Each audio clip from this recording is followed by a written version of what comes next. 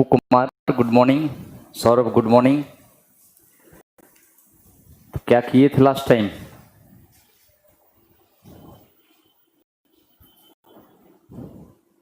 पिछली क्लास में Amritraj good morning, technical को भी गुड मॉर्निंग कर रहे हैं बच्चे। सौरभ मिश्रा नमस्ते। Rohit Sharma good morning sir ji, कैसे हो? बहुत बढ़िया। आप लोग ठीक ठाक हो?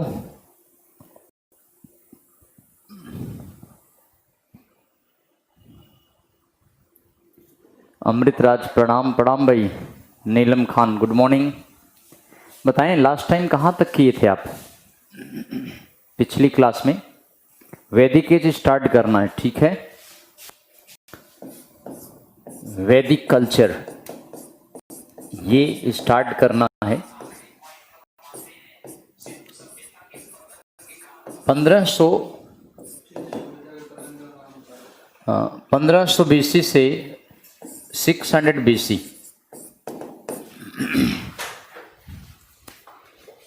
वैदिक संस्कृति या वैदिक सभ्यता।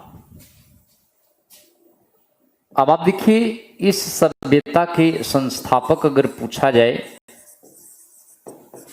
तो आर्य लोग थे।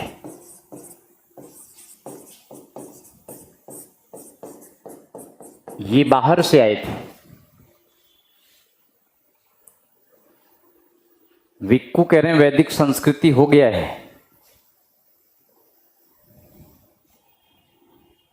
बताएं विक्कू, वैदिक संस्कृति कर लिए हैं?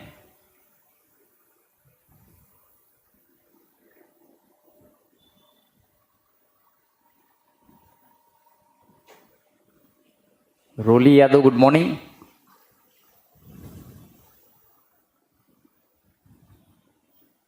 यह स्टार्ट करना है, वैदिक सभ्यता स्टार्ट करना है या हो गया है? बाकी लोग बताइए।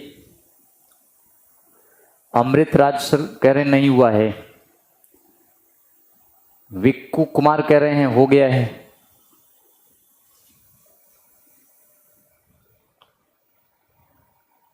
नीलम खान कह रहे हैं चलो स्टार्ट करना है।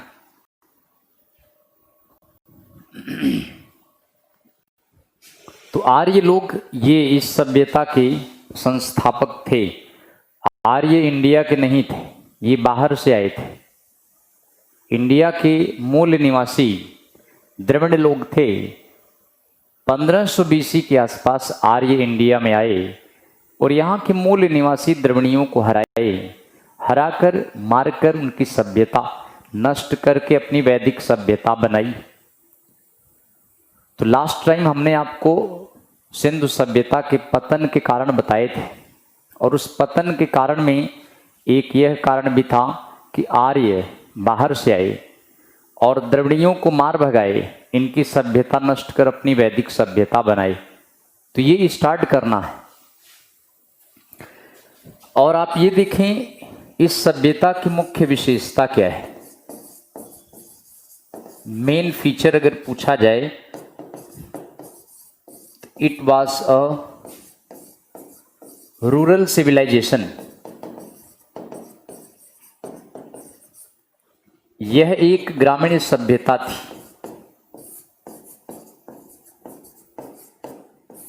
सिंधु सभ्यता नगरीय सभ्यता थी, जबकि वैदिक सभ्यता ग्रामीण सभ्यता थी। लोग गांव में रहते थे, शहर में नहीं। कच्चे मकान में रहते थे और इनका मुख्य व्यवसाय पशुपालन था। पशुओं में गाय का विशेष महत्व था। तो ये इनकी मुख्य विशेषता थी। लेकिन मेन ऑक्यूपेशन अगर पूछा जाए कि मुख्य व्यवसाय क्या था, पशुपालन, ब्रीडिंग एनिमल एंड एग्रीकल्चर, ये इनका मुख्य व्यवसाय था। यानी पशुपालन एवं कृषि पशुओं में गाय का विशेष महत्व था और कृषि में बार्ले यानी जौ, व्हीट यानी गेहूं, राइस यानी चावल, इनका इंपॉर्टेंस था। पशुपालन में पशुओं में गाय का विशेष महत्व था, कृषि में जौ, जौ को यव कहा जाता था, टर्मिनोलॉजी है यव। व्हीट यानी गेहूं, गेहूं को गोधूम कहा जाता था, ये टर्मिनोलॉजी है। इस समय गेहूं को गोधूम कहा जाता था और चावल को ब्रीही कहा जाता था। ब्रीही माने राइस। तो इस तरह से गांव में रहते थे, कच्चे मकान में रहते थे, पशुपालन करते थे, कृषि करते थे, ये इनका मुख्य व्यवसाय था। चलिए इसके आगे हम आपको बताते हैं कि आर्य जब इंडिया में आए तो वो इंडिया में कहां रहे। Ji Santosh ji, Santosh Kumar Pal sir ji, good morning, good morning, good morning. Santosh Kumar Pal sir ji, you teach nice, thank you. आगे बढ़ाते हैं, ये तो चलता रहेगा। तो आर्य जब इंडिया में आए तो इंडिया में कहाँ रुके, ये आज हम अभी आपको बताते हैं। इंडिया में आर्य आए तो इंडिया में सप्त सिंधु प्रदेश में रुके थे, 7 नदियों वाला प्रदेश, इसी प्रदेश में जाके रुके। आज ये पंजाब वाला एरिया है जहां 5 नदियां हैं, आसपास में एक नदी और है, 6 नदियां आज भी बहती हैं। लेकिन जब आर्य आए उस समय इस एरिया में 7 नदियां थीं। इसको सप्त सिंधु प्रदेश कहते थे। सप्त माने 7, सिंधु माने नदियां, प्रदेश माने स्टेट। तो इस तरह से ये सप्त सिंधु प्रदेश में आके बसे। और ये आप देखें, पूछा गया है ये ऐसा प्रश्न, आर्य सप्त सिंधु प्रदेश में, पंजाब वाला एरिया है ये। सप्त माने 7, सिंधु माने नदियां, प्रदेश माने प्लेस, यहीं आके बसे। एक तो सरस्वती नदी बहती थी और प्राचीन काल की सबसे बड़ी नदी थी। इसका पुराना नाम सुरसुती था, ये इसका ओल्ड नेम है। दूसरी है सिंधु नदी, पुराना नाम इंडस, पुराना नाम इंडस है इसका। रावी,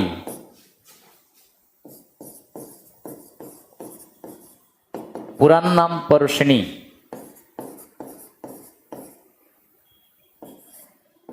ये इसका ओल्ड नेम है। ब्यास, पुराना नाम विपाशा, ब्यास का पुराना नाम चिनाब। अस्किनी,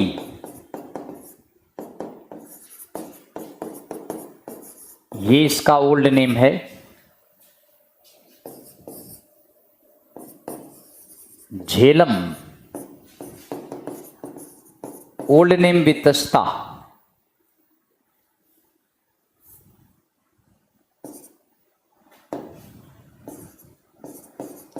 वितस्ता, ये इसका ओल्ड नेम। और सतलुज, सुतुद्री, ये इसका पुराना नाम है। ये 7 नदियों वाला प्रदेश था। इसी प्रदेश में आर्य इंडिया में आके सबसे पहले बसे थे। तो कभी कभी ये प्रश्न पूछ लिया जाता है कि match column first with column second and select the answers given code below the list. Column first को कॉलम सेकेंड से मैच कराइए, नीचे दिए गए कोड में से आंसर चुनिए, तो यही सही मैच है। ये 6 नदियां आज भी हैं, ये सूख गई है, लेकिन वैदिक काल की सबसे पवित्र नदी सरस्वती नदी थी और सबसे विशाल नदी थी।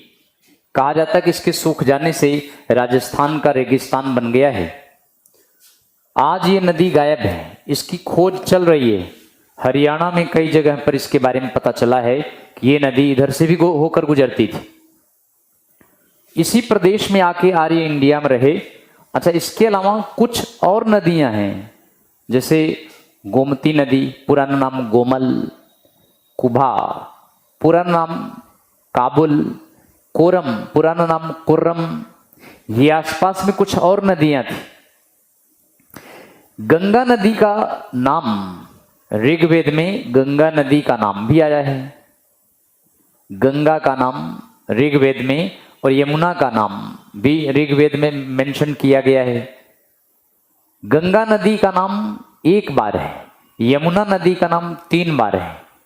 तो इसका मतलब यह है कि गंगा उस समय इतनी पवित्र नहीं मानी जाती थी। वैदिक काल की सबसे पवित्र नदी सरस्वती को मानते थे। और इसके बाद अगर किसी नदी का इंपॉर्टेंस था तो सिंधु नदी और रावी नदी का ज्यादा इंपॉर्टेंस था। लेकिन गंगा का 1 बार जिक्र है ऋग्वेद में, यमुना का 3 बार जिक्र है, और इसके बाद साउथ इंडिया की नदियों का जिक्र वेदों में नहीं है। याद रखें, दक्षिण भारत की किसी नदी का नाम ऋग्वेद में मेंशन्ड नहीं है, और नॉर्थ ईस्ट की नदियों का भी जिक्र नहीं किया गया है। मिडिल इंडिया की नदियों का भी जिक्र नहीं है। केवल इस प्रदेश की नदियों का प्रयोग किया गया है ऋग्वेद में, और पाकिस्तान में जो बहती हैं अफगानिस्तान की नदी का भी जिक्र है। तो एक बार पूछा गया था कि इसमें से किस नदी का नाम वेदों में नहीं है, 3 इनमें से दे दिया और एक साउथ इंडिया की नदी रख दिया, वही आंसर होगा। तो ये थोड़ा सा ध्यान रखेंगे आप। पाकिस्तान की नदियां लिखा गया है, नॉर्थ ईस्ट की नदियां नहीं है और साउथ की नदियां नहीं है, वेस्ट नॉर्थ वेस्ट फ्रंटियर की नदियां हैं, यानी उत्तरी भारत की नदियां हैं, पाकिस्तान की नदियां हैं, अफगानिस्तान की नदी भी है। इससे यही अनुमान लगाया गया कि आर्य सेंट्रल एशिया के यूराल पहाड़ के यूरेशिया से चलें, ईरान होते हुए, अफगानिस्तान होते हुए वे इंडिया में आए और पाकिस्तान इंडिया वाला एरिया, पंजाब वाला एरिया में आके बसे। जिस समय आर्य ईरान में आए वहां एक धर्म था, उस धर्म का नाम है पारसी धर्म। पारसी रिलीजन ईरान में था। पारसी रिलीजन का संस्थापक ज़ोरास्टर था और पारसियों की पवित्र पुस्तक जिंद अविस्ता है। जिंद अविस्ता में मुख्य देवता अहुर मजदा, अहुर मजदा की तुलना इंद्र से किया गया है। इसलिए वैदिक गॉड इंद्र, वैदिक देवता इंद्र की तुलना पारसी देवता अहुर मजदा से किया गया है। पारसी धर्म ईरान में ही डेवलप हुआ, ईरान में आया, जिसके संस्थापक, इसके फाउंडर ज़ोरास्टर, हिंदी में इसको ज़रथुष्ट्र कहते हैं। ज़ोरास्टर को ज़रथुष्ट्र कहा गया है। और इनका पवित्र ग्रंथ जिंद अविस्ता है, जिसमें अहुर मजदा का उल्लेख है। अहुर मजदा की तुलना इंद्र से किया गया है। इसलिए इस धर्म के बारे में जिक्र किया है वेदों में। बाकी वैसे तो आप जानते हैं वैदिक धर्म कहलाता है। वैदिक धर्म कोई हिंदू, कोई ब्राह्मण, कोई भागवत धर्म के नाम से नहीं फेमस है। वैदिक कल्चर या वैदिक धर्म सनातन धर्म के नाम से फेमस है। और आप जानते हैं सनातन धर्म दुनिया में सबसे पुराना धर्म है। इससे पुराना धर्म वर्ल्ड में कोई नहीं आया। तो इसी धर्म से सारे धर्म निकले हैं। सनातन धर्म का मतलब जो परंपराएं चली आ रही हैं, सनातन परंपराएं जो चली आ रही हैं, और इसमें नेचर वर्शिप होता है। सनातन धर्म में आइडल वर्शिप नहीं होता है। प्राकृतिक देवी देवता की पूजा करते हैं। जितने भी गॉड गॉडेस हैं सब नेचर में है, सब प्राकृति में है। आज भी आर्य समाज के मंदिर में आप जाइए, आपको कोई भी मूर्ति नहीं मिलेगी, केवल हवन कुंड मिलेगा, आग जलती रहती है और उसमें पंडित जी लोग, पुरोहित लोग हवन की हवी डालते रहते हैं। हवी से उठा धुआं उड़कर उस देवी देवता के पास चला जाता है जिसके लिए यज्ञ करते हैं, जिसके नाम से यज्ञ करते हैं। तो आज भी इनके देवी देवता आप देखिए नेचर में है, आइडल वर्शिप नहीं है। किसी भी आर्य समाज के मंदिर में आप जाइए, आपको कोई भी मूर्ति नहीं मिलेगी। तो नेचर वर्शिप खास बात है। प्राचीन काल में अगर आपसे पूछा जाए कि कौन सा धर्म आया, तो सनातन धर्म था। सनातन धर्म सबका है, इसमें हिंदू, मुस्लिम, सिख, ईसाई ऐसा कुछ नहीं है। सनातन धर्म में नेचर वर्शिप होता है। ग्रीक देवताओं को देख लीजिए, यूनानी देवता, यूनान के तमाम देवता हैं। अपोलो हैं, अपोलो गॉड का नाम है। ग्रीक गॉड जो हैं वो भी नेचर वर्शिप करते थे, इसका मतलब सनातन धर्म वाले थे। इसलिए वैदिक कल्चर में न तो हिंदू है, न जैन है, न सिख है, न इस्लाम है, न ईसाई है, न यहूदी है, न पारसी है, ये सनातन धर्म है।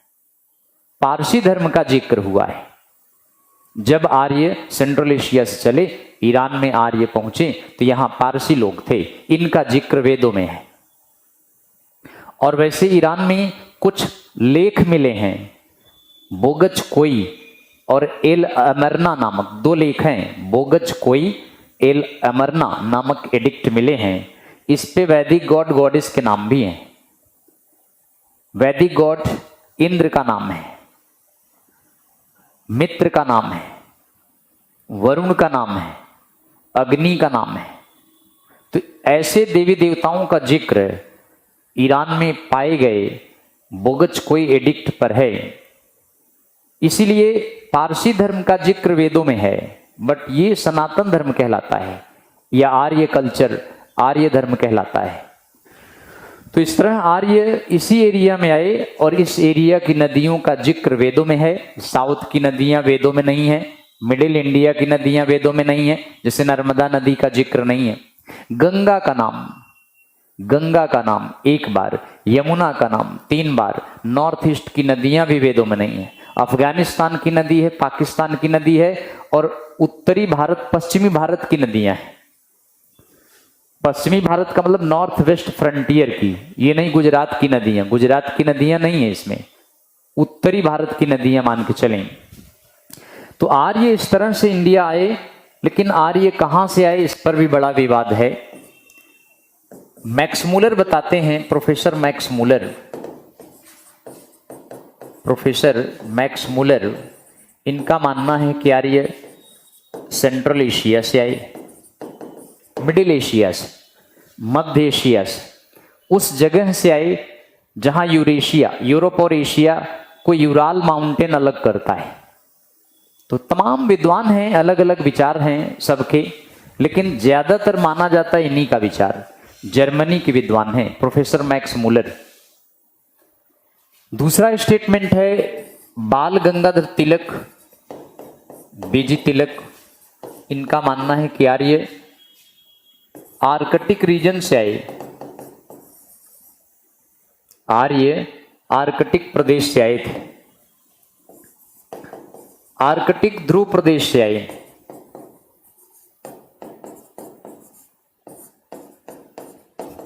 जहां 6 महीने दिन 6 महीने रात होता था, वहां से ये आए हैं। इन्होंने किताब लिखा है इसी नाम से, आर्कटिक होम ऑफ वेदास, इस नाम से इन्होंने बुक भी लिखा है, जिसमें कहा है कि आर्य आर्कटिक ध्रुव प्रदेश से आए जहां 6 महीने दिन और 6 महीने रात होता था। इन्होंने अपने लॉजिक में दिया है कि वेदों में, ऋग्वेद में अयस शब्द का प्रयोग किया गया है। अयस, ये शब्द ऋग्वेद में कई बार आया है। अयस का मतलब होता है लोहा, अयस माने लोहा होता है और लोहा होता है काला। तो इन्होंने अयस माने लोहे को काला माने रात से मैच करा दिया, कहा अयस का मतलब नाइट होगा। यानी आर्य उस प्रदेश का जिक्र कर रहे हैं जहां 6 महीने दिन 6 महीने रात होता था। जबकि अयस का मतलब आयरन होता है। इन्होंने अयस का मतलब काला, काले का मतलब रात से ले लिया है। तो इसीलिए इन्होंने माना है कि आर्य आर्कटिक ध्रुव प्रदेश से आए। तीसरा स्टेटमेंट है दयानंद सरस्वती का। दयानंद सरस्वती ये कहते हैं आर्य तिब्बत से आए हैं, आर्य तिब्बत से आए। इन्होंने सत्यार्थ प्रकाश लिखा है, बताए हैं आपको, सत्यार्थ प्रकाश नामक किताब लिखा है जिसमें कहा कि आर्य तिब्बत से आए हैं। एक चौथा स्टेटमेंट है अविनाश चंद्र दास। अविनाश चंद्र दास ये मानते हैं कि आर्य इंडिया में ही थे और सप्त सिंधु प्रदेश में रहते थे। ये वही सप्त सिंधु प्रदेश जिसका हमने अभी जिक्र किया था। इनका मानना है कि आर्य इंडिया में थे, इंडिया से बाहर गए थे, बाहर से इंडिया में नहीं आए। इनका यही कहना है कि आर्य उसी प्रदेश में रहते थे जहां 7 नदियां बहती थी, यहां से बाहर गए हैं। बट ऐसा नहीं है। आर्य ईरान के रास्ते अफगानिस्तान होते हुए इंडिया आए हैं। और ये कहा जाता है जब यूरोप में जब ये यूराल से चले हैं, यूराल माउंटेन से निकले हैं, तो ईरान आने के बाद ये 2 पार्ट्स में डिवाइड हो गए। एक पार्ट व्हाइट आर्यंस कहलाता है, व्हाइट आर्यंस वो इंडिया साइड में चले आए हैं। दूसरा ब्लैक आर्य कहलाते हैं, ये यूरोप साइड में चले गए हैं, यानी जर्मनी वगैरह में चले गए हैं। तो इस तरह से आर्यों के 2 कबीले 2 साइड में चले गए, लेकिन ईरान से पहले ये 2 पार्ट में डिवाइड हो गए थे। तो इस तरह से और भी अलग अलग मत है, लेकिन ज्यादातर ये 4 मत माने जाते हैं। सबसे ज्यादा इनका मत फेमस है, मैक्स मूलर का। यही आप लगाएं। अगर एक आंसर पूछा जाए कि आर्य कहां से आए, तो आप यही लगाइए कि आर्य सेंट्रल एशिया से आए। लेकिन अगर ये प्रश्न पूछा जाए कि match column first with column second and select the answers given code below the list, column first को कॉलम सेकंड से मैच कराइए, नीचे दिए गए कोड में से आंसर चुनिए, तो आप इसको सही मैच कराएं इस तरह से। बहरहाल आर्य जब इंडिया में आए तो उस समय इंडिया में द्रविड़ लोग थे, इनको हराकर इनकी सभ्यता नष्ट किए। अब देखिए आर्यों के पास घोड़े थे, लोहे की तलवार थी, बॉडी आर्मर था, रक्षा कवच, शिरस्त्राण जिसको बोलते हैं। बॉडी आर्मर माने रक्षा कवच, शिरस्त्राण माने ढाल होता है। शिरस्त्राण सिर से रक्षा करने के लिए तलवार चलाते थे और शिरस्त्राण माने ढाल से अपनी रक्षा करते थे। और इसके अलावा रक्षा कवच पहनते थे। तो याद रखें इंडिया में आर्य लोहा लेके आए, लोहे की तलवार का प्रयोग किए हैं, ढाल का प्रयोग किए हैं, रक्षा कवच का प्रयोग किए हैं। लेकिन इंडिया में लोहे का प्रोडक्शन 1000 बीसी में स्टार्ट हुआ है, लोहे का उत्पादन 1000 बीसी में स्टार्ट हुआ है, जबकि लोहे का प्रयोग 1500 बीसी में आर्यों ने किया है। प्रयोग लेके आए, प्रयोग किया, यहां उत्पादन स्टार्ट किया 1000 बीसी में। आर्य कई कबीले में बटे थे, कबीला ट्राइब्स में। प्रारंभ में आर्य जब आए तो कबीले में डिवाइड थे, कबीला माने ट्राइब, जैसे अणु, दुह्य, त्रित्स, तुर्बश, कुरु, पुरु, ये 5 जन कहलाते थे। अणु, यदु, दुह्य, त्रित्स, अणु, दुह्य, यदु, त्रित्स, तुर्वश, ये 5 जन कहलाते थे।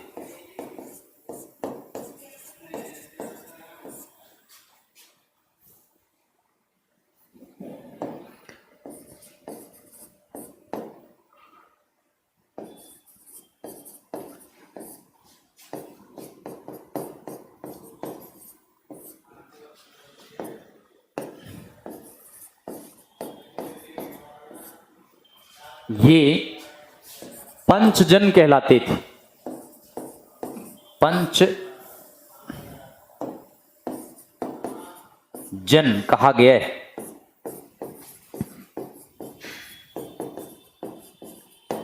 जन, जन माने ट्राइब होता है, कबीला होता है, तो पंचजन कहा गया है।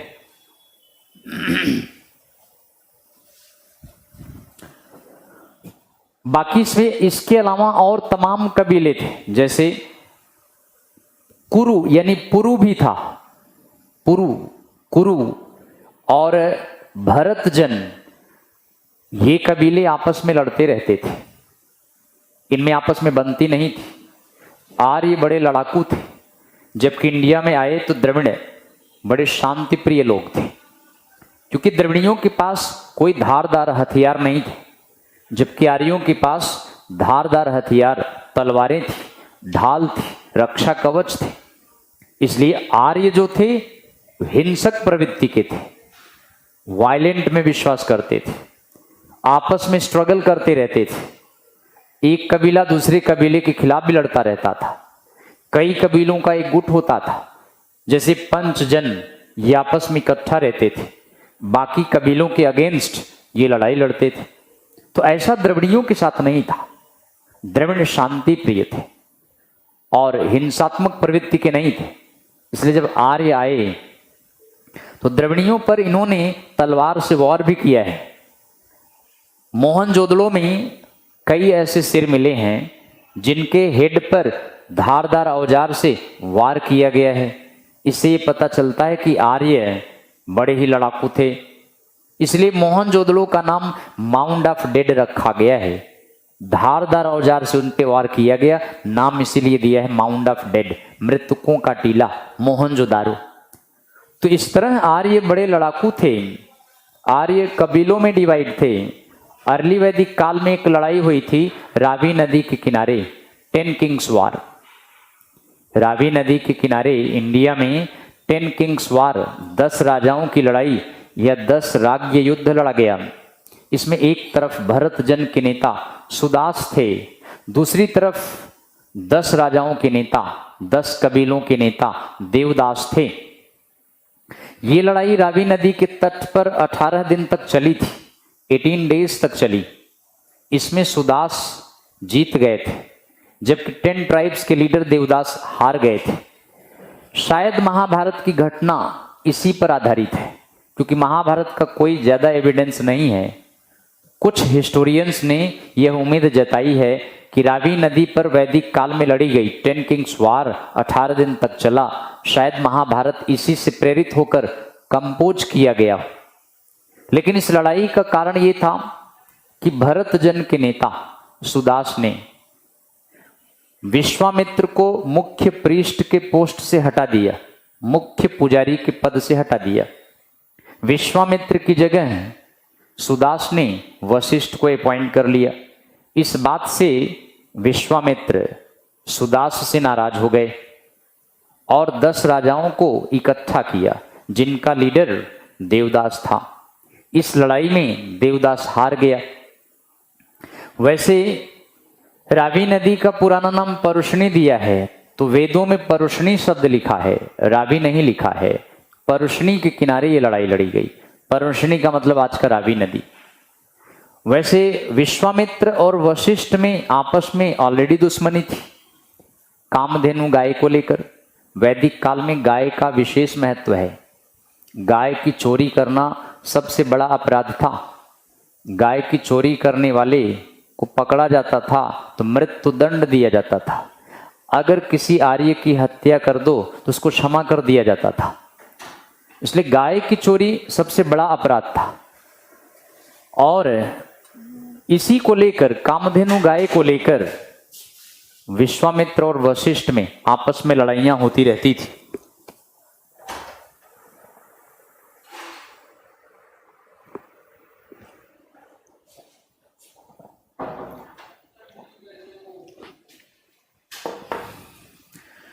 तो विश्वामित्र वशिष्ठ में आपस में लड़ाई का रीजन कामधेनु गाय था।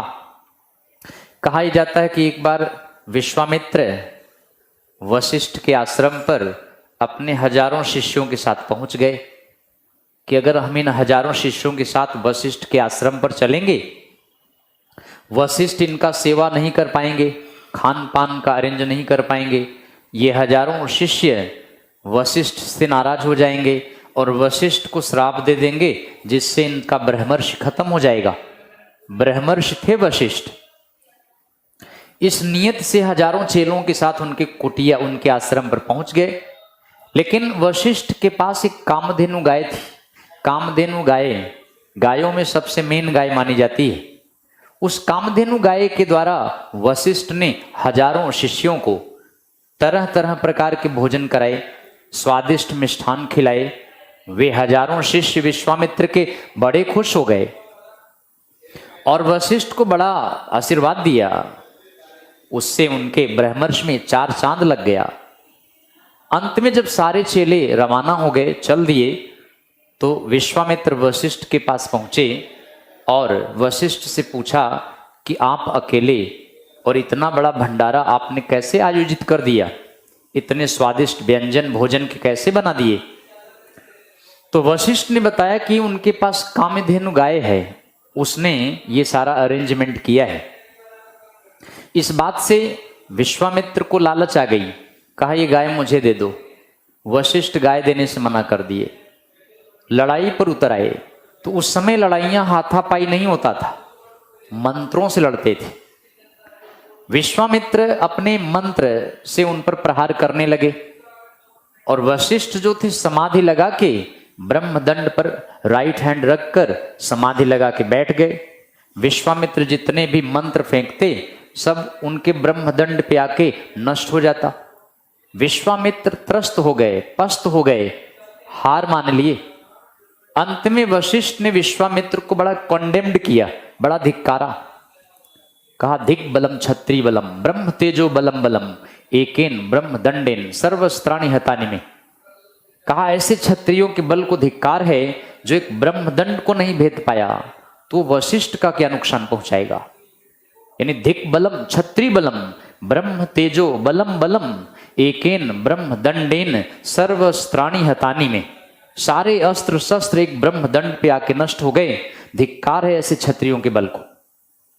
तो इस तरह विश्वामित्र वशिष्ठ जो रामायण महाभारत का कैरेक्टर है, रामायण का कैरेक्टर है, वे एक्चुअली कैरेक्टर वैदिक काल के हैं। विश्वामित्र, वशिष्ठ, अत्रि, अपाला, घोषा, लोपा, बिंबा, गार्गी, मैत्रेयी, ये तमाम विदुषी महिलाएं और पुरुष सन्यासी हैं जिन्होंने वैदिक मंत्रों को रचा है। वेदों के मंत्रों को अलग अलग जगहों पर रचा गया है, इन्हीं ऋषि मुनियों ने रचा है। और ये उस समय रच रच कर अपने शिष्यों को रटा देते थे, इनके शिष्य अपने शिष्यों को रटा देते थे। इस तरह से वैदिक मंत्र एक पीढ़ी से, माने एक पीरियड से दूसरी पीढ़ी को, यानी दूसरे पीरियड में ट्रांसफर हो जाती थी। तो वेदों के मंत्रों को रचा गया है, लिखा नहीं गया है। अब कितने लेक्चर बताएं, आप बताओ, खत्म कर दें आज? लेक्चर तो बहुत सारे हैं, आप बताइए, जितना पढ़ना चाहें उस हिसाब से पढ़ा दें। राधिका बताइए।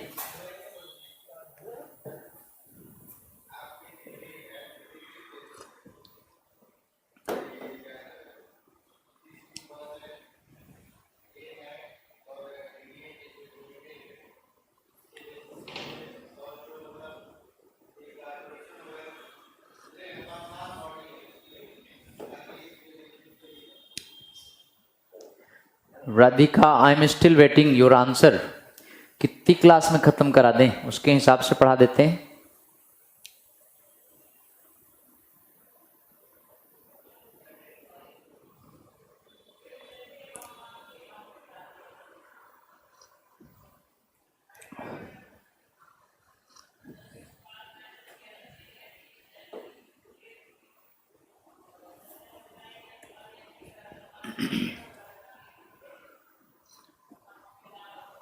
बेटे राधिका, बहुत मने हम ढंग से पढ़ा रहे हैं, तो अभी खत्म कराने के लिए तो मुझे 9-10 घंटे में भी हो सकता है, मैंने 2-2 घंटे की 3-4 क्लास में हो सकता है, और 5-6 क्लास भी लग सकता है। इस वे में पढ़ाने के अलग अलग तरीके हैं।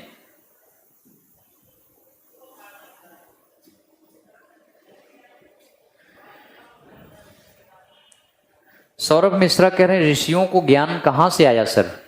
आप भी तो ज्ञानी पुरुष हैं। पहले के मनुष्य ये सब कहां जानते थे? अंग्रेजी। आप इंग्लिश जानते हैं, हिंदी जानते हैं, संस्कृत जानते हैं। ज्ञान तो खुद से आता है, विवेक से आता है, अपने विवेक से।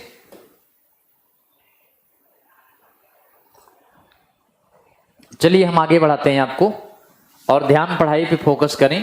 अब आर्य इंडिया में आए और आर्यों ने अपने 4 वेदों को कंपाइल्ड किया है। तो मेरी बात समझ गए होंगे। आर्यों ने वेदों के मंत्रों को रचा है, कंपोज किया है। कंपोज्ड माने रचा। जैसे कबीरदास अनपढ़ थे, पढ़े लिखे नहीं थे, वे अपने चेलों को, अपने शिष्यों को कविता रच रच कर सुनाते थे, और उन चेलों ने कबीरदास की उन कविताओं को लिख लिया, कंपाइल्ड कर लिया। लिखना मतलब कंपाइल्ड करना। इसलिए कबीरदास पढ़े लिखे नहीं थे, अनपढ़ थे, लेकिन बीजक नामक ग्रंथ रचा है। लिखा नहीं है, क्योंकि कबीरदास पढ़ना लिखना नहीं जानते थे ना। कहा है मसी कागज छुयो नहीं, कलम गही नहीं हाथ। कागज को टच नहीं किया, कलम हाथ में नहीं पकड़ा, और बीजक नामक इतना बड़ा ग्रंथ रच दिया। इसका मतलब बीजक ग्रंथ को रचा है, उनके चेलों ने कंपाइल्ड कर लिया है। इसी तरह वेदों को रचा गया है। अलग अलग ऋषि मुनियों ने वैदिक मंत्रों को अलग अलग स्थानों पर अलग अलग देवी देवताओं के लिए रचा है। इंडिया में आर्य जब आए तो सोचा कहीं उनसे द्रविड़ घुल मिल न जाएं, इसलिए अपने 4 वेदों में मंत्रों को कंपाइल्ड कर लिया है। ओरिजिनल वेद इंडो यूरोपियन लैंग्वेज में, भारोपीय भाषा में है, इंडो यूरोपियन लैंग्वेज में। लेकिन याद रखें, प्रारंभ में कोई लिपि नहीं थी, इसलिए मंत्रों को रचा गया है। बाद में इसको कंपाइल्ड कर लिया जब लिपि डेवलप हुई। वेदों को कंपोज किया गया, बाद में कंपाइल्ड किया गया। कंपाइल्ड इंडिया में किया गया, रचा अलग अलग जगहों पर किया गया। शायद कुछ इंडिया में भी रचे गए। जितने हमने आपको बताए वो विद्वान विदुषी महिलाएं भी हैं। अपाला, घोषा, लोपा, बिंबा, गार्गी, मैत्रेयी, इनके नाम पर दिल्ली में कुछ कॉलेजेस के नाम भी हैं, इन्हीं विदुषी महिलाओं के नाम पे। विदुषी माने विद्वान महिलाएं, स्कॉलर लेडीज। पुरुष में जैसे विश्वामित्र हैं, वशिष्ठ हैं, अत्रि हैं, इन्होंने भी वैदिक मंत्रों को रचा है। आप शायद जानते हो वेदों को ऋक कहा जाता है। ऋक माने चैंट, उच्चारण करना। इसका मतलब गुरुजी अपने स्टूडेंट को मंत्र का उच्चारण करके सुना देते थे, स्टूडेंट सुनने के बाद याद कर लेता था। तो ऋक माने उच्चारण करना, श्रुति माने सुनना, स्मृति माने याद कर लेना, संहिता माने कंपाइल्ड करना। इस तरह वेदों को ऋक भी कहा गया है, श्रुति भी कहा गया है, स्मृति भी कहा गया है, संहिता भी कहा गया है। ओरिजिनल वेद इंडो यूरोपियन लैंग्वेज में है, और ये 4 वेद इंडिया में सप्त सिंधु प्रदेश में आके कंपाइल्ड किया है। चलिए हम आपको 4 वेद बताते हैं, 4 वेदास। 4 वेद। पहला तो आप जानते हैं। एक चीज और, वेद शब्द का मीनिंग, विकास सिंह कह रहे हैं सर बहुत अच्छा पढ़ाते हैं, गजब का नॉलेज है sir. Thank you Vikas.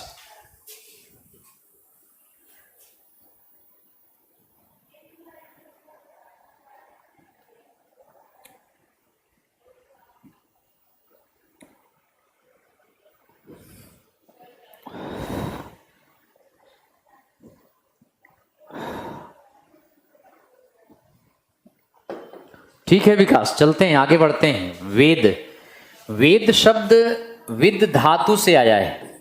With धातु इससे आया है, वेद से आया है वेद शब्द। इसका मतलब होता है नॉलेज। ज्ञान होता है। वेद शब्द विद धातु से आया है, इसका मतलब नॉलेज होता है। वेदों से हमें ज्ञान मिलता है। 4 वेद में सबसे पुराना वेद है ऋग्वेद। पहला है ऋग्वेद। इसमें वैसे तो कुल 10,462 मंत्र थे। टोटल 10,462 मंत्र। हिम्स माने मंत्र यानी श्लोक। और इसको 3 भागों में डिवाइड किया गया था। एक है साकल,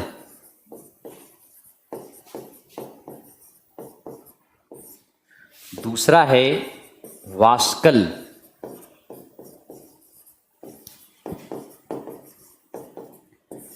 तीसरा है बालखिल्य। तो इसको 3 भागों में डिवाइड किया गया है। इसमें 1017 मंत्र है, इसमें 11 मंत्र है। 1017 श्लोक हैं और इसमें केवल 11 श्लोक हैं। ये पार्ट गायब है। टोटल 1028 मंत्र अवेलेबल हैं, बाकी गायब हो गए हैं। कैसे गायब हुए? नालंदा विश्वविद्यालय में रखे गए थे। 12वीं शताब्दी में बख्तियार खिलजी ने नालंदा विश्वविद्यालय में आग लगा दी और इससे तमाम वैदिक साहित्य की किताबें जल की खाक हो गईं। ओरिजिनल वेद भी जल गए शायद, या कुछ लोग कहते हैं कि जर्मन स्टूडेंट उठा ले गए, क्योंकि जर्मन स्टूडेंट भी नालंदा विश्वविद्यालय में पढ़ते थे। अफरा तफरी में ओरिजिनल वेद उनके हाथ लगा, वे जर्मनी उठा ले गए। तो इस तरह से ओरिजिनल वेद नहीं है। इसीलिए जो मंत्र जिसको जितना याद था उतना कंपाइल्ड कर लिया, बाकी मंत्र गायब हैं। यानी ये पूरा पोर्शन गायब है, साकल नहीं है। और अगर 10,462 में से इतना माइनस कर दीजिए तो वो साकल में था, इसलिए बहुत बड़ा वेद है ये। बट अब ये पार्ट नहीं है, ये पार्ट अवेलेबल है ही नहीं है। केवल वास्कल मिलता है और बालखिल्य, या इसको खिल भी कहते हैं, बालखिल्य, या इसको खिल भी कहते हैं, केवल खिल। तो इस तरह से यही ऐसा पार्ट है। इसको बालखिल्य का मतलब अपेंडिक्स होता है, हिंदी में परिशिष्ट कहते हैं। जैसे किताबों के लास्ट में परिशिष्ट दिया होता है, ऐसे बालखिल्य का मतलब अपेंडिक्स, परिशिष्ट। तो 10,462 में से 1028 श्लोक मिलते हैं, 1028 मंत्र मिलते हैं, बाकी गायब हैं। एक बार ये प्रश्न पूछा गया है कि बालखिल्य में कितने मंत्र हैं? 11 मंत्र हैं। और मेन चैप्टर में कितने हैं? 1017 हैं।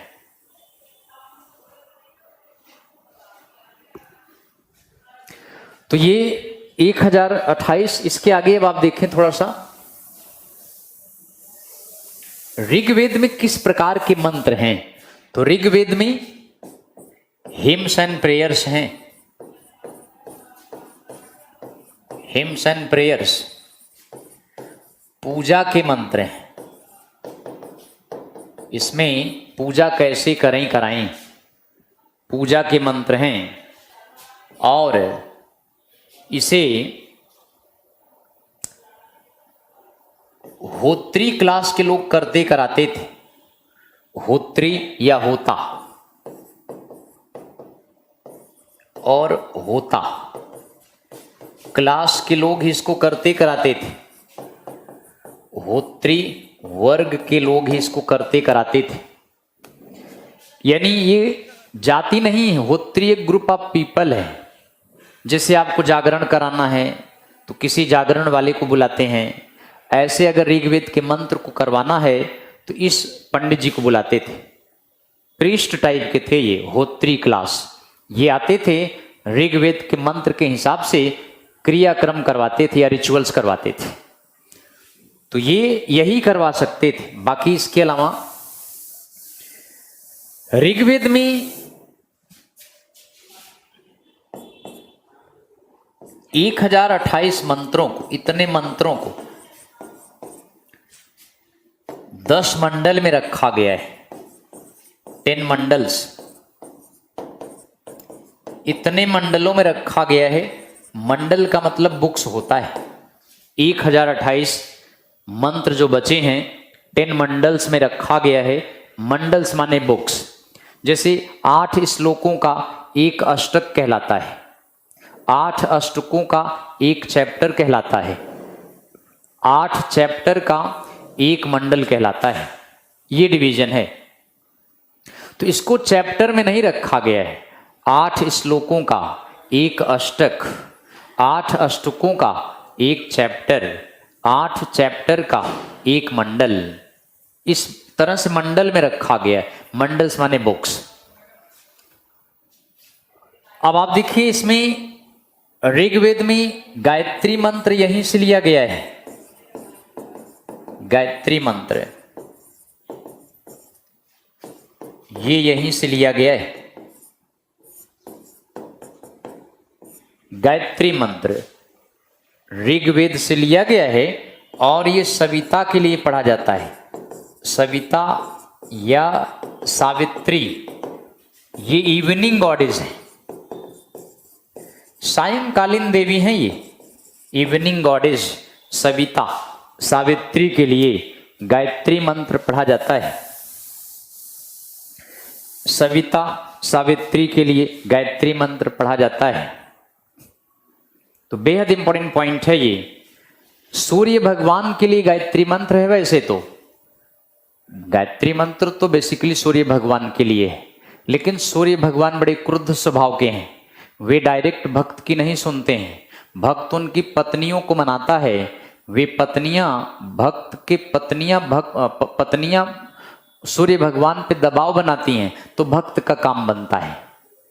सूर्य भगवान की 2 पत्नियां हैं, Usha early morning goddess, Usha काल की देवी, सविता इवनिंग गॉडेस है।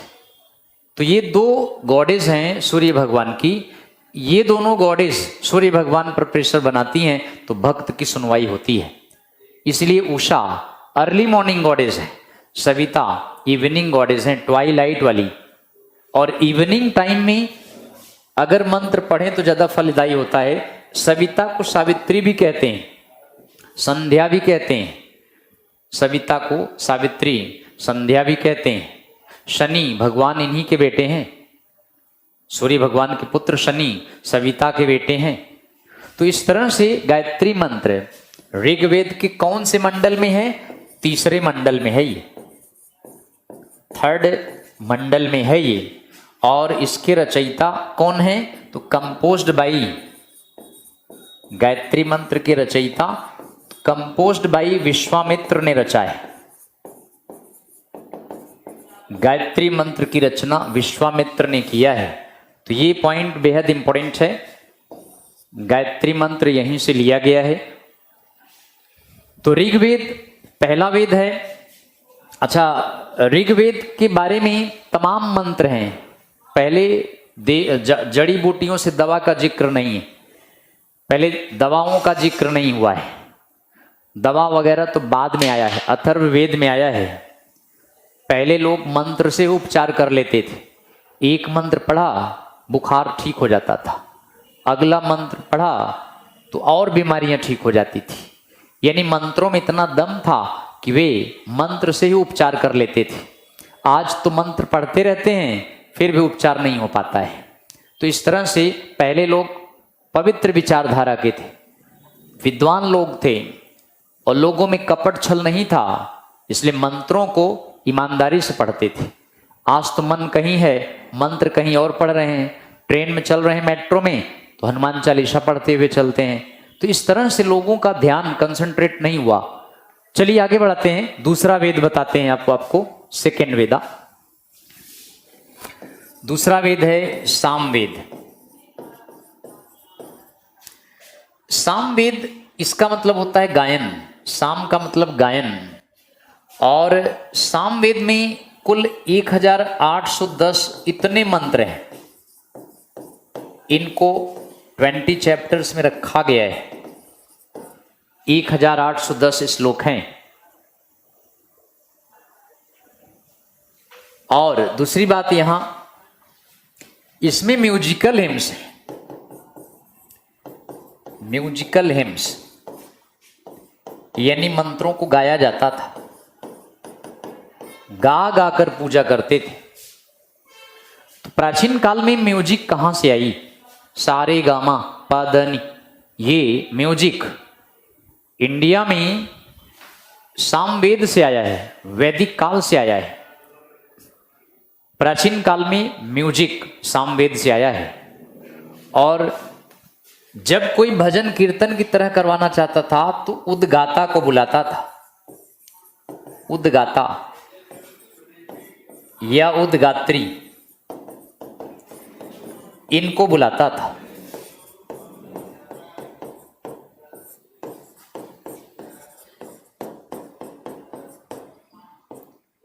इनको बुलाता था, उद्गात्री वर्ग के लोगों को बुलाता था। उद्गाता या उद्गात्री वर्ग के लोग ये आते थे, भजन कीर्तन की तरह मंत्र को पढ़वाते थे और भजन कीर्तन की तरह मंत्र को ये लोग गा गा के पूजा करवाते थे।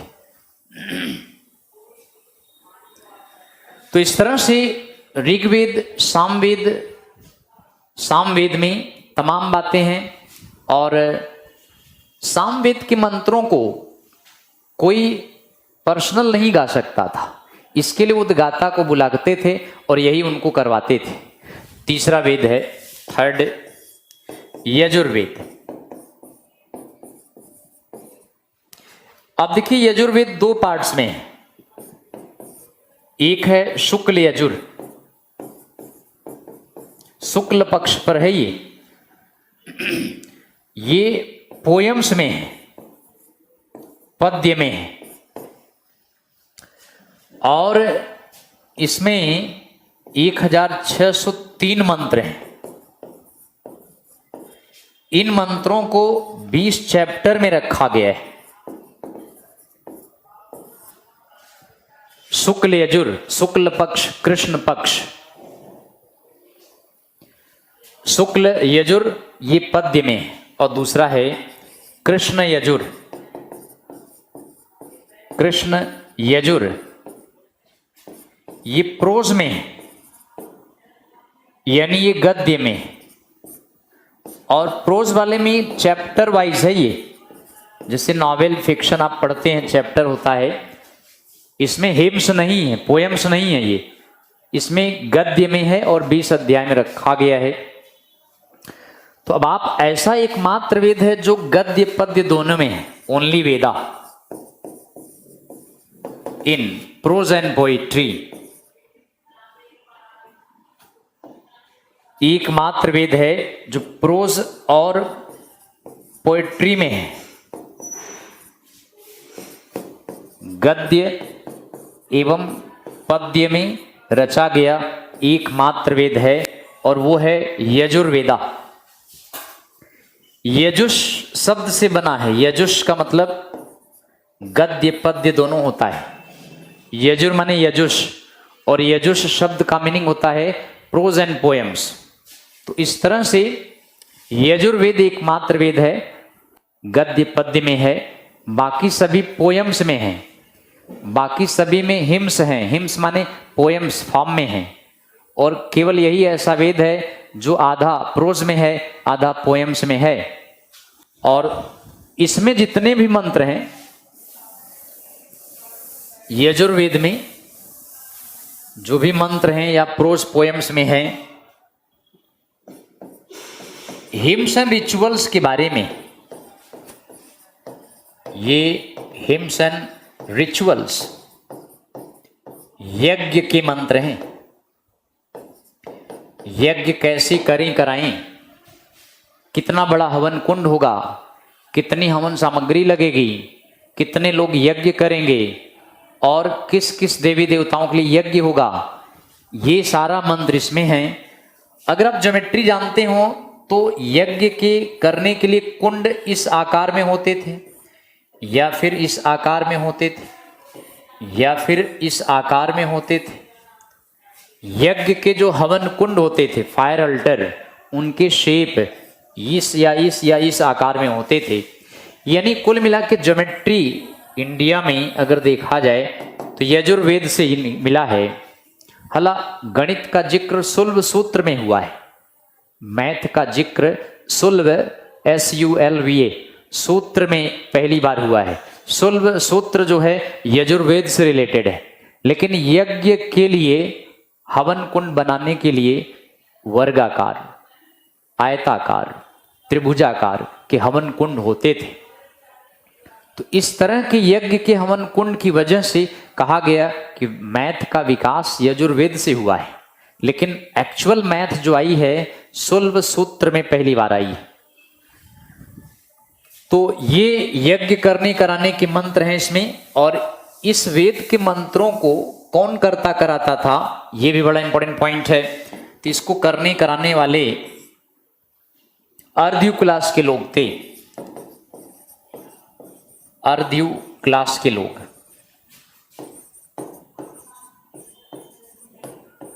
अर्ध्यु वर्ग के लोग ही इसके मंत्र को करते कराते थे, बाकी किसी को नहीं पता था। होत्री क्लास के लोग ऋग्वेद के मंत्र को करते कराते थे, उद्गाता वाले सामवेद के मंत्र को करते कराते थे, अर्ध्यु क्लास के लोग ये यजुर्वेद के मंत्र को करते कराते थे। चौथा वेद की तरफ चलते हैं, फोर्थ वेद है अथर्ववेद, चौथा वेद है।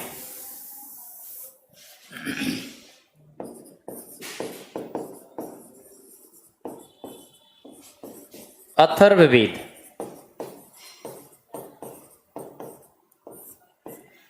ये इसमें 5849 मंत्र हैं, इतने मंत्र हैं।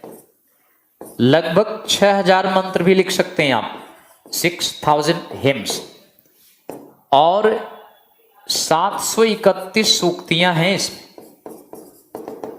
सूक्ति माने मंत्रों के बारे में डिटेल में एक्सप्लेनेशन नहीं, डिटेल्ड बातें। सूक्ति माने अच्छी उक्तियां, यानी उस मंत्र की सूक्तियां। कुछ मंत्रों की सूक्तियां हैं, सभी मंत्रों की सूक्तियां नहीं हैं। सूक्ति का मतलब उसी का एक्सटेंडेड फॉर्म, और इन सब को 40 चैप्टर्स में रखा गया है।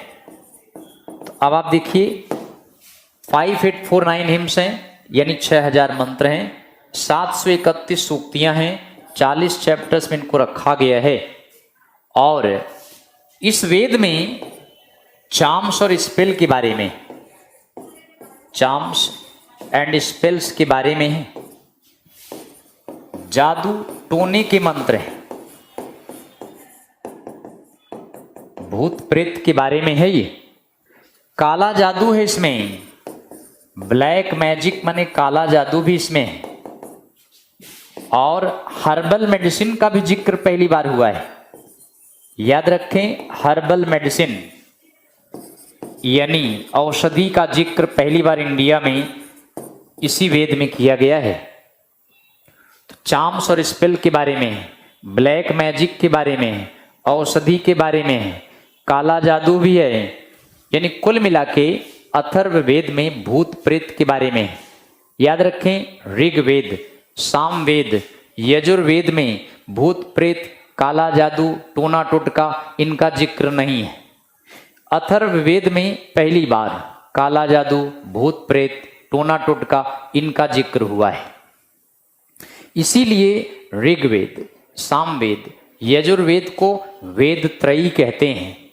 3 वेद जिनमें समानता है, वेद त्रयी, त्रयी माने 3 वेद जिसमें सिमिलरिटीज हैं। अब जो मंत्र ऋग्वेद में है उसी का फॉर्मेट कुछ बदल करके सामवेद में ले लिया गया है, उसी के फॉर्मेट को बदल करके यजुर्वेद में ले लिया गया है।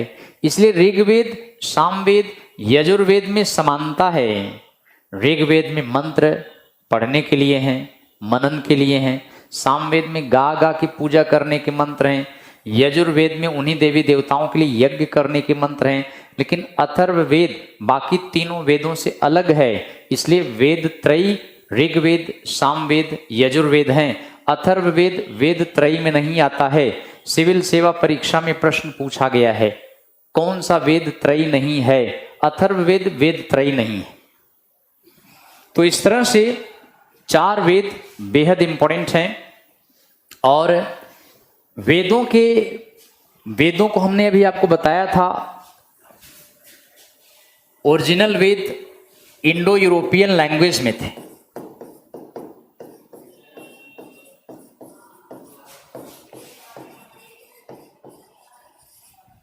भारोपीय भाषा में थे। ओरिजिनल वेद इंडो यूरोपियन लैंग्वेज में हैं, लेकिन अब ओरिजिनल वेद नहीं मिलते हैं। नालंदा विश्वविद्यालय में रखे गए थे। अफरा तफरी में लाखों पुस्तकें जलकर खाक हो गई थी। कहते हैं वेद भी उसी में जल गए।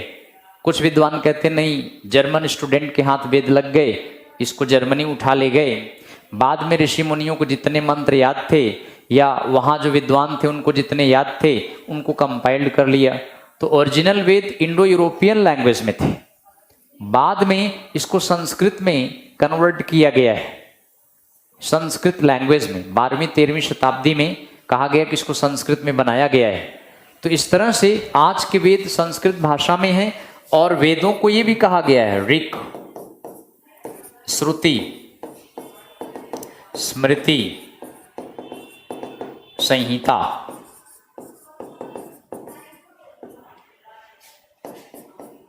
ऋक् माने चैंट,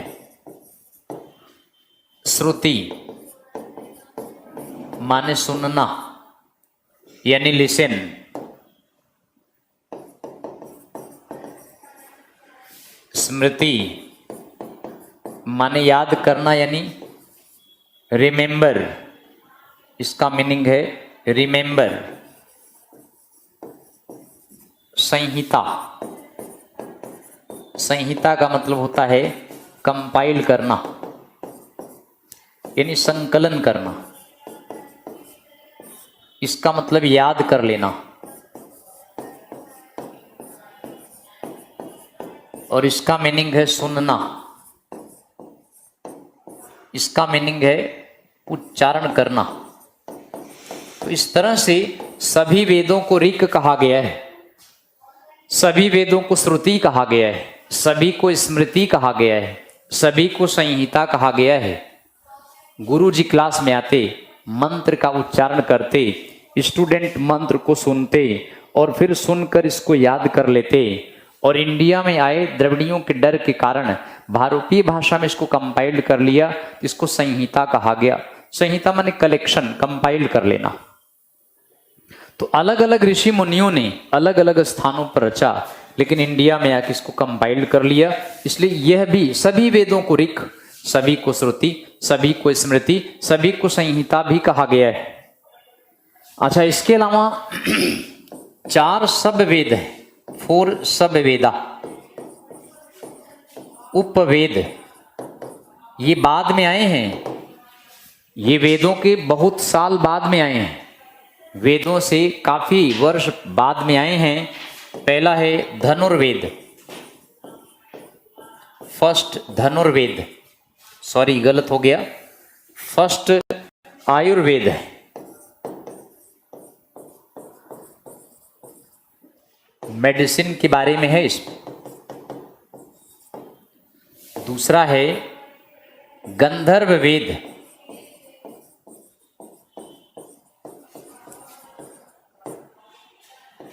म्यूजिक और डांस के बारे में।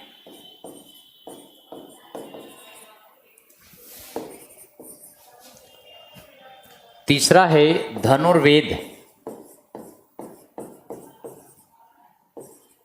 वार स्ट्रेटजी के बारे में,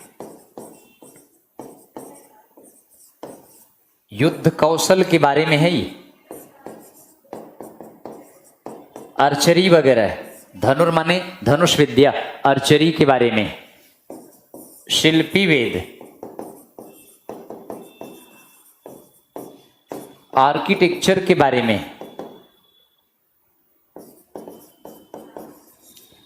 यानी वास्तुशिल्प। तो तो इस तरह से 4 उपवेद हैं, 4 सब वेदास, और यही 4 उपवेद हैं। अब अगर आपसे पूछा जाए कौन वेद से रिलेटेड है, तो ये ऋग्वेद से रिलेटेड है, ये सामवेद से रिलेटेड है, ये यजुर्वेद से रिलेटेड है, ये वाला अथर्ववेद से रिलेटेड है। बट याद रखना, ये वेद पहले आए हैं, उपवेद बहुत बाद में आए हैं। वेद और उपवेद अलग अलग हैं, उपवेद बाद में आए हैं। तो अब हम आपको इसके अलावा बताते हैं 6 वेदांग। तो 4 वेद हैं, 4 उपवेद हैं, 6 वेदांगा। वेदांगों की संख्या 6। पहला है शिक्षा। इंग्लिश में इसको फोनेटिक्स कहा जाता है।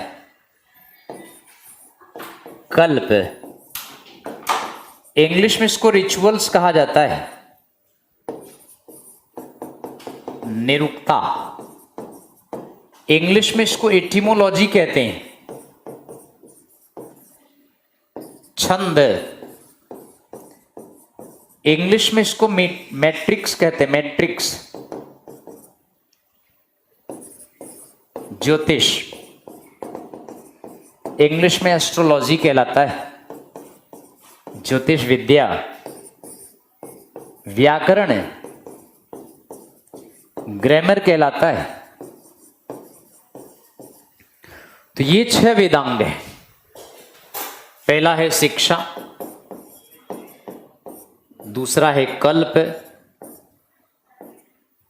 तीसरा है निरुक्त,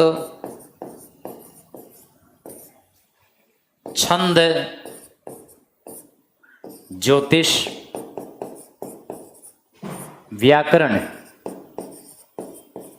ये 6 वेदांग हैं। शिक्षा का मीनिंग होता है शब्द का उच्चारण कहां से करें, शब्दों के उच्चारण से रिलेटेड है। वैदिक मंत्रों में शब्द के प्रोनाउंसिएशन कहां से किया जाए, शिक्षा का मीनिंग यही होता है। कल्प का मतलब यज्ञ वगैरह करने के प्रावधान है इसमें, how to tackle the rituals. कल्प यानी यज्ञ, वैदिक यज्ञ कैसे करें, इनसे रिलेटेड है, अनुष्ठान के बारे में है पूरा। निरुक्त का मतलब होता है शब्द की उत्पत्ति कहां से हुई। निरुक्ति माने जैसे कोई शब्द है, वेद, वेद शब्द विद धातु से आया, ऐसे शब्दों की ओरिजिन बताया गया है कि इस शब्द की ओरिजिन कहां से हुई। निरुक्त में ये सारी बातें हैं।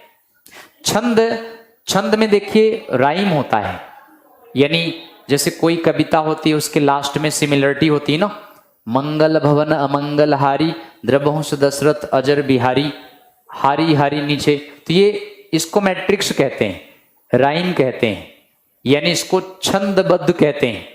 छंदबद्ध माने रिदम में ले आते हैं, राइम में ले आते हैं इसको। तो ये इसको बताता है कि राइम में कैसे किया जाए, कैसे बनाया जाए, ये सब चीजें हैं इसमें। और ज्योतिष में तो आप जानते ही हैं कि इस मंत्र का एस्ट्रोलॉजी में क्या इंपॉर्टेंस है। व्याकरण का मतलब मंत्र का व्याकरण की दृष्टि से क्या महत्व है, कौन सा व्याकरण है इसमें, कौन से फार्मूले हैं इसमें, ये व्याकरण की दृष्टि से वैदिक मंत्रों को बताता है। तो ये 6 वेदांग बड़े ही इंपॉर्टेंट हैं। और अगर 6 वेदांग ना आते, और ये 6 वेदांग बाद में आए हैं, इन 6 वेदांगों ने मिल करके 4 वेदों के मंत्रों को अलग अलग तरीके से एक्सप्लेन किया है। सभी मंत्र के अलग अलग तरीके से, जैसे शिक्षा में कैसे पढ़ा जाए, व्याकरण की दृष्टि से उसका पूरा एनालिसिस किया गया है, ज्योतिष की दृष्टि से पूरा एनालिसिस किया गया है। ये 6 वेदांग बेहद इंपॉर्टेंट है, वैदिक अंग कहलाते हैं। वेदांग का मीनिंग होता है वैदिक अंग, वेदों के अंग, लिम्स ऑफ वेदास।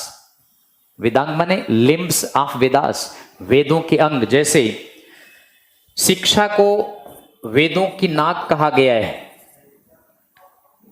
कल्प को वेदों का हाथ कहा गया है, निरुक्त को वेदों का कान कहा गया है,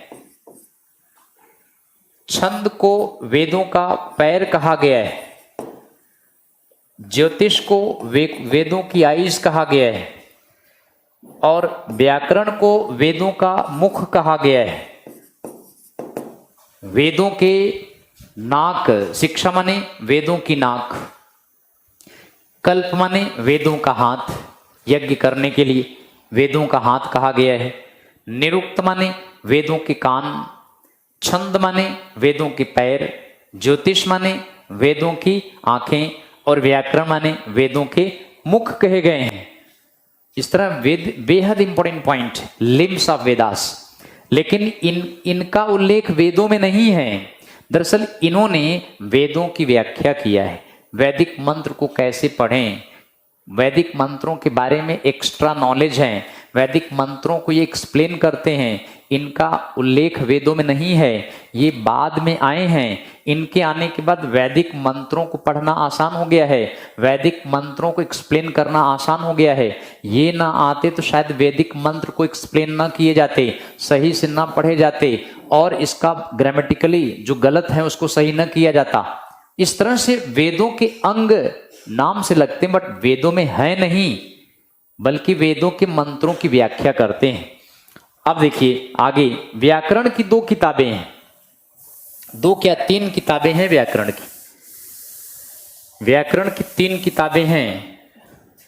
पहली किताब है व्याकरण की, फर्स्ट बुक है अष्टाध्यायी। अष्टाध्यायी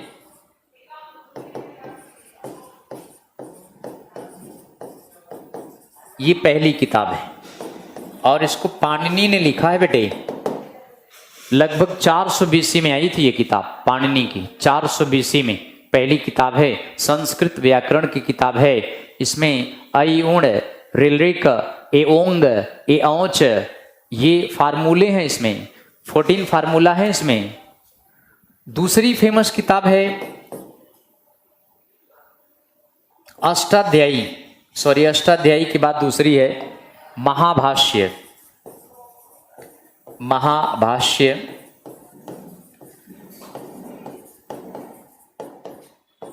इसको पतंजलि ने लिखा था और पतंजलि ये पुष्यमित्र शुंग के मुख्य पुजारी थे। पुष्यमित्र शुंग, शुंग डायनेस्टी का एक राजा, उसके मुख्य पुजारी थे। पुष्यमित्र शुंग ने 2 अश्वमेध यज्ञ किया था, तो इन्होंने करवाया था। लगभग 185 BC के आसपास थे ये। अच्छा, इसके बाद एक तीसरी भी आई है, वार्तिक नाम है इस किताब का, ग्रामर की, वार्तिक। इसको कात्यायनी ने लिखा है, कात्यायनी। तो इस तरह से तीनों व्याकरण की किताबें हैं और इन्होंने पहले पाणिनि आए, फिर महाभाष्य के पतंजलि आए, फिर वार्तिक के कात्यायनी आए हैं। यानी इनमें काफी अंतर है इन लोगों में। 400 BC में, 2nd सेंचुरी BC में, उसके 100 साल बाद ये आए हैं वार्तिक के कात्यायनी। तो इस तरह से 4 वेद, 6 वेदांग और इसके बाद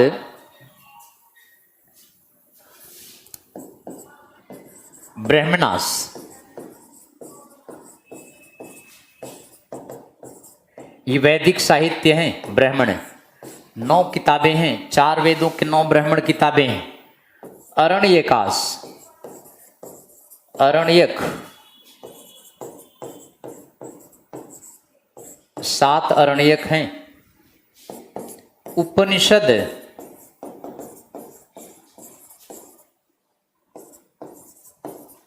उपनिषद 108 किताबें हैं, लेकिन इनमें से केवल 12 मिलते हैं, बाकी लापता हो गए हैं। केवल इतने अवेलेबल हैं, बाकी गायब हैं। अब देखिए, ये ब्राह्मण किताबें हैं, ब्राह्मण गद्य में हैं, वेदों के बारे में गद्य में बताते हैं। अरण्यक, फॉरेस्ट, अरण्यक माने जंगल होता है, फॉरेस्ट। अरण्यक जंगलों में पढ़ा जाता था। उप माने पाश, निषद माने बैठना। उपनिषद का मतलब गुरु के समीप बैठकर सीखना। तो उपनिषद में दर्शन है। ये तीनों वेदों से रिलेटेड हैं। सभी वेदों के ब्राह्मण हैं, चारों वेदों के ब्राह्मण हैं, सभी वेदों के उपनिषद हैं। चारों वेदों के उपनिषद हैं, लेकिन 3 वेद के अरण्यक किताबें हैं। इसका मतलब अथर्ववेद का अरण्यक्ष नहीं है। No Aranyaka of Atharvaveda, no Aranyaka of Atharvaveda. Atharvaveda के कोई अरण्यक किताबें नहीं। जैसे ऋग्वेद का 2 ब्राह्मण किताबें हैं, ऐत्रेय ब्राह्मण, कौशिकी ब्राह्मण। सामवेद का शतपथ ब्राह्मण, यजुर्वेद का पंचविंश ब्राह्मण, षठविंश ब्राह्मण, तांड्य ब्राह्मण। अथर्ववेद का गोपथ ब्राह्मण। ऐसे अरण्यक भी सभी के हैं, जैसे बृहद आरण्यक, तैत्तिरीय आरण्यक, कौशिकी आरण्यक। ऐसे 7 किताबें हैं, बट याद रखें अरण्यक अथर्ववेद के पास नहीं है। ब्रह्म यानी ब्राह्मण ब्रह्म से बना है। ब्रह्म माने नॉलेज, अरण्यक माने फॉरेस्ट, उप माने पास, निषद माने बैठना। उपनिषद का मतलब गुरु के समीप बैठकर सीखना। यानी उपनिषद टफ थे। उपनिषदों में वेदों की फिलॉसफी मिलती है। अब उपनिषद तो 108 हैं। आपसे पूछे कितने उपनिषद हैं, 108 उपनिषद लगाइए। बट 108 उपनिषद में से केवल 12 अवेलेबल हैं, बाकी उपनिषद गायब हैं। 12 में कुछ इंपॉर्टेंट उपनिषद हैं, जैसे केन उपनिषद, कठ उपनिषद, मुंडक उपनिषद, मांडूक्य उपनिषद, ईशावास्य उपनिषद, प्रश्न उपनिषद। ऐसे कुछ उपनिषद का बेहद इंपॉर्टेंट है। तो उप माने नियर, निषद माने सिट, यानी गुरु के पास बैठकर उपनिषदों को सीखा जाता था। उपनिषदों में वैदिक फिलॉसफी है, वेदों के दर्शन हैं। अरण्यक माने फॉरेस्ट, टफ हैं। इनको पढ़ने के लिए एकांत प्लेस चाहिए, यानी जंगल जैसा माहौल हो, तब जाके पढ़ सकते हैं एकांत प्लेस में। ब्रह्म माने नॉलेज, ज्ञान, प्रोज में है। ब्राह्मण पढ़ना आसान है। ये ब्राह्मण जाति नहीं है, ब्राह्मण किताबों के नाम हैं। ऐत्रेय ब्राह्मण, कौशिकी ब्राह्मण, शतपथ ब्राह्मण, गोपथ ब्राह्मण, पंचविंश ब्राह्मण, ये किताबें हैं सारी। तो अब आप देखिए उपनिषद का मीनिंग, ब्रह्म का मतलब, ब्राह्मण का मतलब अगर पूछा जाए तो यहां इसका मीनिंग नॉलेज होगा, ज्ञान। अरण्यक का मीनिंग अगर पूछ लिया जाए, अरण्यका मीन्स फॉरेस्ट। इनको पढ़ने के लिए जंगल जैसा एकांत प्लेस चाहिए। उपनिषद का मीनिंग अगर पूछ लिया जाए तो उपनिषद का मीनिंग होता है सिट नियर, गुरु के समीप बैठकर सीखना। ये इनका मीनिंग है। तो ये वाला प्रोज में है, पहली किताब है प्रोज में है। ये वाली फिलॉसफी में है, दर्शन है इसमें, वेदों का फिलॉसफी। ये भी प्रोज में है, लेकिन अथर्ववेद के नहीं है। ये ब्राह्मण पहला किताब है जो प्रोज में है। ये फिलॉसफी है इसमें वेदों की। तो इस तरह से ये ब्राह्मण अरण्यक उपनिषद वेदों की गाइड हैं। इनमें वेदों का जिक्र किया गया है, वेदों की गाइड हैं और वेदों की व्याख्या करते हैं। अब आप उपनिषद, थोड़ा सा ये इंपॉर्टेंस है इसका, उपनिषद 108 हैं, इनमें से 12 अवेलेबल हैं, बाकी गायब हैं। और उपनिषदों में इसको वेदांत कहा गया है, वेदांत। तो उपनिषद को वेदांत कहा गया है। वेदांत का मतलब वैदिक दर्शन। अब आप देखिए, उपनिषद वेदों का दर्शन, वेदांत है ये। वेदांत यानी वैदिक दर्शन। आपसे पूछा जाए कि वेदांग 6 हैं, वेदांत उपनिषद को कहा जाता है। ऐसा प्रश्न पूछा जाता है कि इनमें से कौन सा एक वेदांत है। ऑप्शन में ए शिक्षा, बी कल्प, सी निरुक्ता, डी उपनिषद। तो इस तरह के प्रश्न पूछते हैं। वेदांत उपनिषदों को कहते हैं। वेदांग 6 हैं, शिक्षा, कल्प, निरुक्त, छंद, ज्योतिष, व्याकरण। लेकिन वेदांत किसे कहते हैं? केवल उपनिषद को। वेदांत है क्या? वेदों का दर्शन है, वैदिक फिलॉसफी है। और इस तरह से उपनिषद बड़ा ही इंपॉर्टेंट है। आप शायद पता होगा, इसी वेदांत दर्शन पर स्वामी विवेकानंद ने शिकागो में बताए थे आपको। स्वामी विवेकानंद, इन्होंने शिकागो में, ये अमेरिका में 122 घंटे का स्पीच दिया था। विश्व का सबसे लंबा स्पीच है ये। तो स्वामी विवेकानंद ने शिकागो में 122 घंटे का स्पीच दिया था। यह विश्व का सबसे लंबा भाषण है। इनसे 3 मिनट का समय इनको दिया गया कि आप 0 पर बोलिए। इतना अच्छा इन्होंने बोला कि बैठे लोगों ने इनसे डिमांड किया कि आप कुछ इंडियन फिलॉसफी पर बताइए। इन्होंने गीता का निष्काम कर्म उठाया और फिर वेदांत दर्शन उठाया। 18 घंटे लगातार बोले गए और 7 दिन में 122 घंटे का स्पीच दिया था। तो यह विश्व का सबसे लंबा स्पीच है। तो वेदांत उपनिषदों कहते हैं। एक उपनिषद है मुंडक उपनिषद, ये बड़ा इंपॉर्टेंट है, अथर्ववेद का है। मुंडक उपनिषद ये अथर्ववेद का है। यहां से ये शब्द लिया गया है, सत्यमेव जयते। ये शब्द मुंडक उपनिषद से लिया गया है। बाकी और भी उपनिषद है। कठोपनिषद सबसे बड़ा है। कठोपनिषद लार्जेस्ट है। अब देखिए, हमने 4 वेद आपको बताए हैं, 6 वेदांग बताए हैं और वैदिक साहित्य बताए हैं। वैदिक साहित्य ब्राह्मण, आरण्यक, उपनिषद हैं। इनमें वेदों की व्याख्या हुई है। लेकिन आप जानते हैं 2 महाकाव्य भी हैं, रामायण, महाभारत। 2 महाकाव्य हैं। रामायण सबसे पुराना है, महाभारत बाद में आया है। रामायण के रचयिता वाल्मीकि हैं, महाभारत के रचयिता वेद व्यास हैं। रामायण संस्कृत में वाल्मीकि ने लिखा है। रामायण कई भाषाओं में है। रामायण तमिल में कंबन ने लिखा है। रामायण फारसी में आपको बताए थे, अब्दुल कादिर बदायूनी ने ट्रांसलेट किया है। तो रामायण, महाभारत, ये 2 महाकाव्य हैं। दोनों बेहद इंपॉर्टेंट महाकाव्य हैं।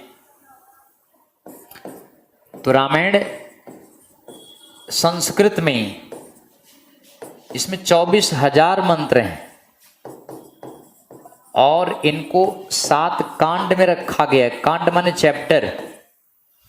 रचयिता इनके वाल्मीकि जी हैं संस्कृत में। दूसरा है महाभारत। महाभारत 1 लाख श्लोक हैं। इसके बारे में हम पहले भी जिक्र कर चुके हैं। और इसमें 18 पर्व हैं। वेद व्यास ने रचा है। हम यहां ये बताना चाह रहे हैं कि 2 महाकाव्य हैं, रामायण, महाभारत। अगर आपसे पूछे तीसरा महाकाव्य किसे कहते हैं, तो ये तो 2 महाकाव्य हैं। 2 एपिक्स माने महाकाव्य। 3rd एपिक अगर आपसे पूछा जाए कि तीसरा महाकाव्य किसे कहा जाता है, 3rd एपिक पूछें तो अथर्ववेद को लगाइए। इसको तीसरा महाकाव्य माना जाता है नहीं। ये 3rd एपिक कहलाता है, अथर्ववेद है नहीं। और जबकि आप जानते हैं रामायण महाभारत 2 महाकाव्य हैं। हमने आपको 4 वेद बताए हैं ना, 4 वेदास। अगर आपसे पूछे 5वां वेद किसे कहा जाता है, 5th वेदा, तो 5वां वेद ये कहा जाता है महाभारत को।